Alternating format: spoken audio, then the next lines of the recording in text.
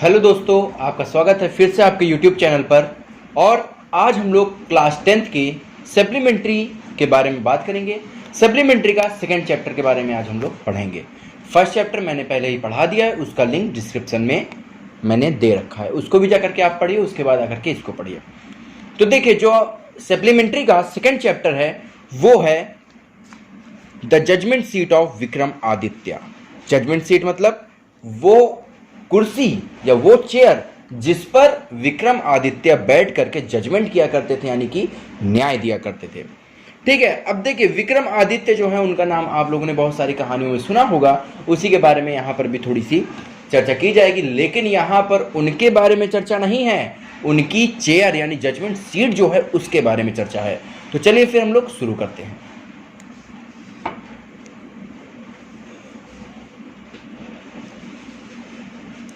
We are all familiar with the name of Vikram Aditya. हम सभी लोग विक्रम आदित्य के नाम से बहुत ही अच्छे तरीके से परिचित हैं। His reign has been a landmark in the history of our country। उनका जो शासन काल था, जब वो शासन करते थे, राज्य करते थे, तो उनका राज्य में जो उनका शासन था वो एक तरह का लैंडमार्क यानी चिन्ह है। कहाँ पर? हमारे देश की हिस्ट्री में, यानी हमारे भारत देश की हिस्ट्री में, इतिहास में उनका जो राज्य था एक तरीके से वो चिन्ह की तरह है, यानी उनके नाम पर हम लोग पहचाने जाते हैं। द विक्रम संवत ओज its origin to him.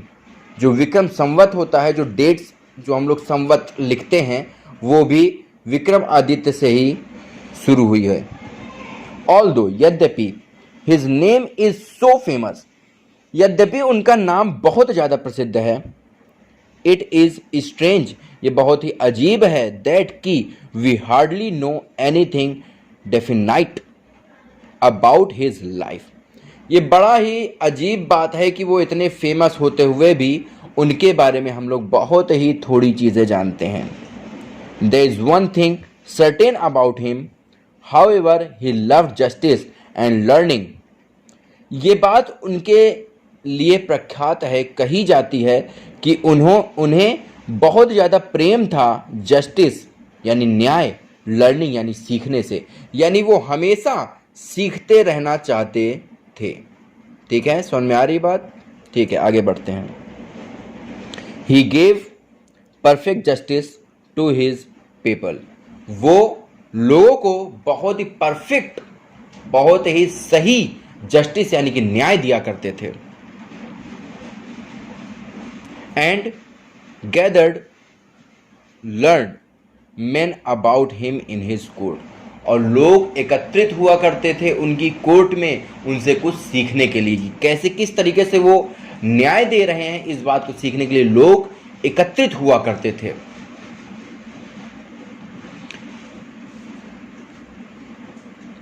It is said that he was the greatest judge in history।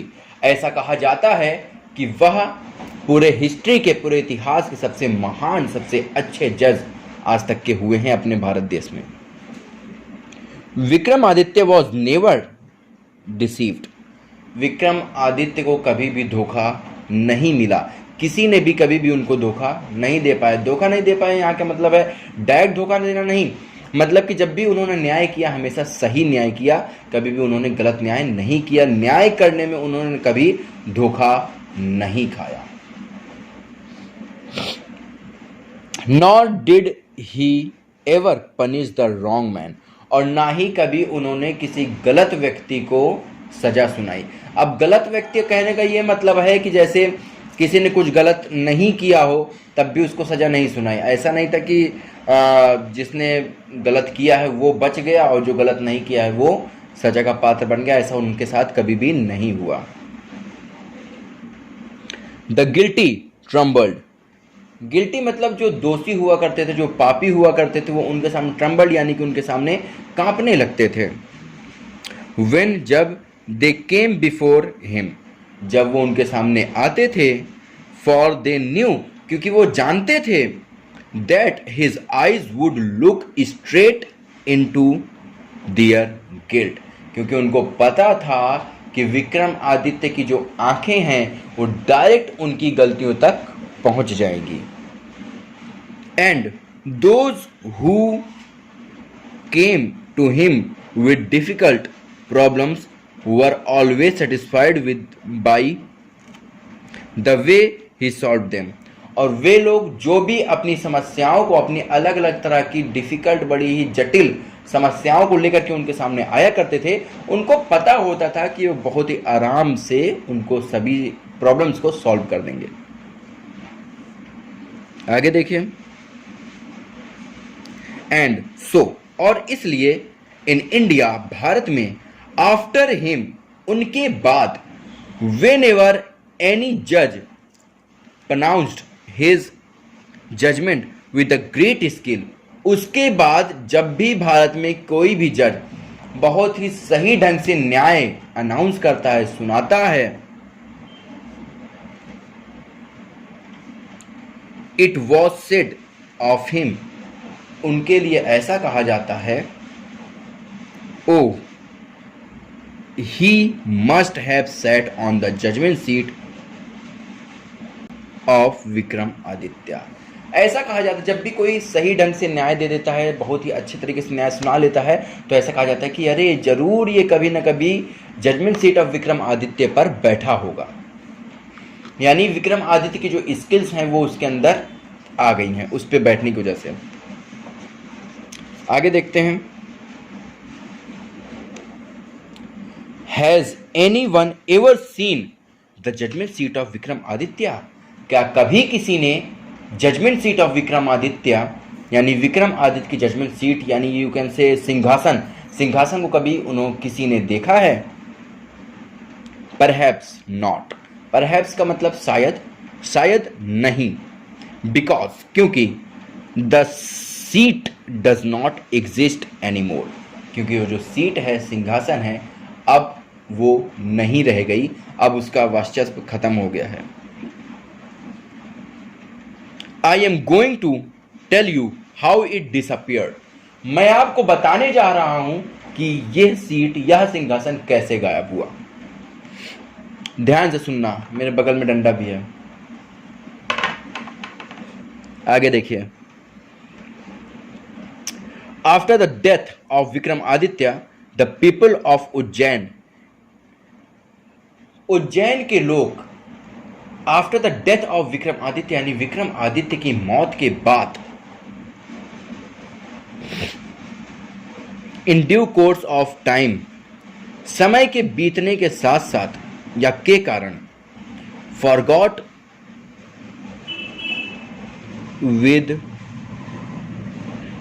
Him, उनको भूल गए। His palace and his fortress were ruined, उनके जो चीज़ें थीं, उनका जो महल था, सभी क्या हुआ? ruined, यानी कि बर्बाद हो गया।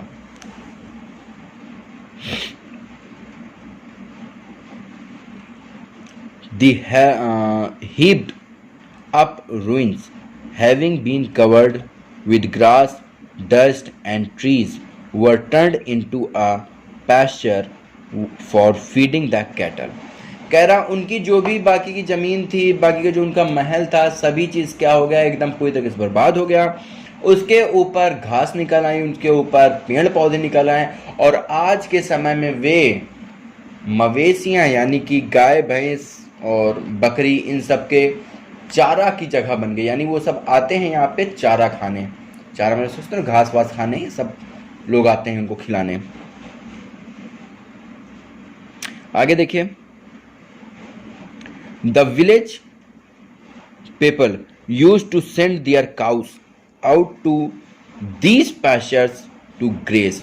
उस गांव के लोग क्या करते हैं? अपने गायों को, काउस को, उस चारागाह में भेजा करते हैं चरने के लिए। किस चारागाह में? जो कभी किसी जमाने में विक्रम आदित्य का महल था या उनकी जो जगह थी। ग्रेज का मतलब होता है चरना, ठीक है। अर्ली इन द मॉर्निंग, सुबह जल्दी यानी प्रातःकाल। Cattle would go in the care of shepherd boys. Shepherd boys मतलब वही समझ सकते, ग्वाले जिसे बोलते हैं, जो गाय चराने वाले होते हैं। गाय लोग आया करती थी ग्वालों की देख रेख में, ग्वाले जो गाय चराया करते हैं, गाय या भैंस। And would not return till late in the evening, और शाम को इवनिंग तक, इवनिंग में भी लेट इवनिंग तक वो वापस नहीं आया करती थी। वो क्या करते थे, चरते रहते थे। और जो लड़के रहते थे वो क्या करते थे, आगे लिखा हुआ है।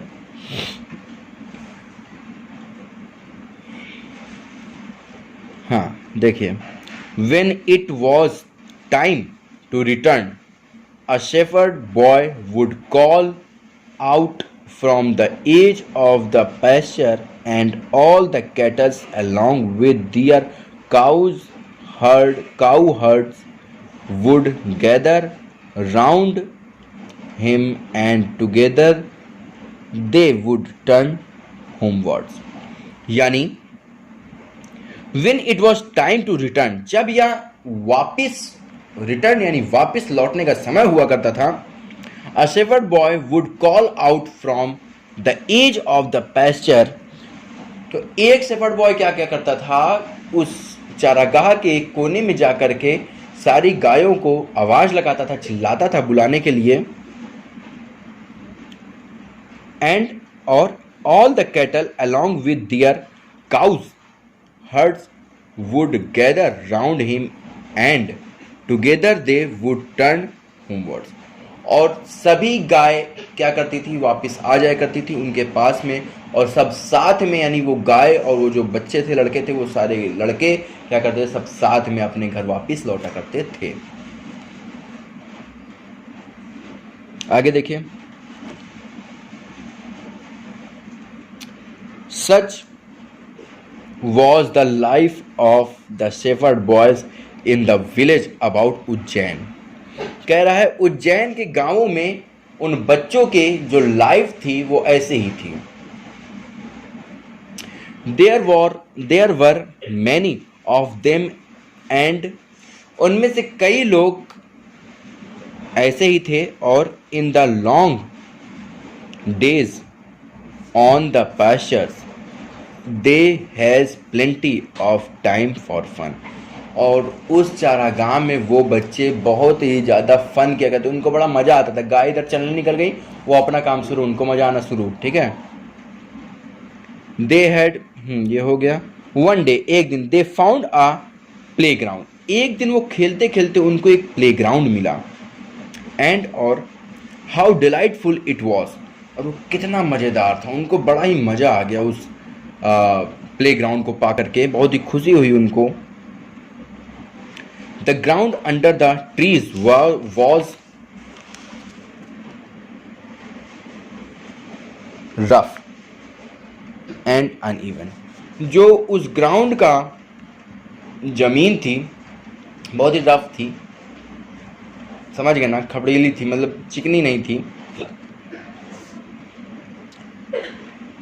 हेयर एंड देयर, यहाँ और वहाँ। The ends of a great stone peeped out, and in the middle there was green mound. Which कह रहा है हेयर एंड देयर, यहाँ से वहाँ तक। The end of a great stone peeped out, क्या यहाँ से वहाँ तक बहुत बड़े बड़े पत्थर भी क्या हुए थे, निकले हुए थे, नुकीले नुकीले। एंड और इन द मिडल, और बीच में, देयर वॉज ग्रीन माउंट, और बीच में ग्रीन माउंट था, एक टीला यू कैन से। अब ग्रीन कैसे हो, मतलब उस पर घास वास उगी होगी तो ग्रीन हो गया होगा। आगे देखिए, which looked very much like a जज सीट, जो कि बहुत हद तक एक जज की सीट की तरह नजर आ रही थी, ठीक है। तो दोस्तों आज के लिए हम लोग इतना ही पढ़ेंगे, बाकी जो आधी स्टोरी बची हुई है वो हम लोग नेक्स्ट एपिसोड में लाएंगे। आप वेट करिए उस स्टोरी के लिए और लगातार हमारे चैनल पर आप बने रहिए। अगर आप चैनल पर नए हैं तो सब्सक्राइब कर लीजिए, इस वीडियो को लाइक जरूर कर देना। आगे की स्टोरी बहुत अच्छी है कि उस जजमेंट सीट का क्या हुआ, ये माउंट जो था कहाँ से आया, कैसे आया, आगे क्या होता है, कौन लड़का देखता है, फिर आगे क्या होता है, बहुत ही ज़्यादा इंटरेस्टिंग है। हमारे साथ अब लगे रहिए, बहुत मज़ा आने वाला है नेक्स्ट एपिसोड में। अभी तक तो केवल बेस बन रहा था, मज़ा अब शुरू है। तो आप लोग अगली वीडियो पे ज़रूर आना, नोटिफिकेशन बेल ज़रूर दबा देना सब्सक्राइब करके, ताकि हमारी अगली वीडियो आप तक पहुंच जाए। इस टाइम पे इंग्लिश स्पीकिंग क्लासेस भी चल रही है मेरे चैनल पे, उसको भी आप देखिए। मेरा ऐप यानी एप्लीकेशन, एंड्रॉयड एप्लीकेशन बहुत ही जल्दी आने वाला है, बहुत जल्दी मैं आपको यहाँ पर यूट्यूब पर आपको बताऊँगा, उसको आप डाउनलोड करें। 9 to 12 सभी बोर्ड्स की सभी पूरा मतलब सिलेबस, सभी नहीं पूरा सिलेबस आपको वहाँ पर मिल जाएगा। उसके सिवाय आपके कॉम्पिटिटिव लेवल की भी इंग्लिश उसमें मिल जाएगी। आपके जो बड़े भाई बहन हैं उनको आप दे सकते हैं, वो कंपटीशन लेवल की इंग्लिश पे मिल जाएगी। बहुत ही अच्छे तरीके से उस पर सॉल्व भी किया गया है, बहुत अच्छे तरीके से बताया गया है। मैं हूँ, मेरे साथ कुछ और भी टीचर्स हैं, सब ने मिल करके बहुत ही अच्छा पढ़ाया है। उसको भी आप प्ले स्टोर से डाउनलोड कर लें, बिल्कुल फ्री है, कोई पैसा नहीं लगना, कोई लॉगिन नहीं लगना, बिल्कुल फ्री है। ठीक है, तो उसको भी आप डाउनलोड करना। और चलिए फिर मिलते हैं अगले एपिसोड में।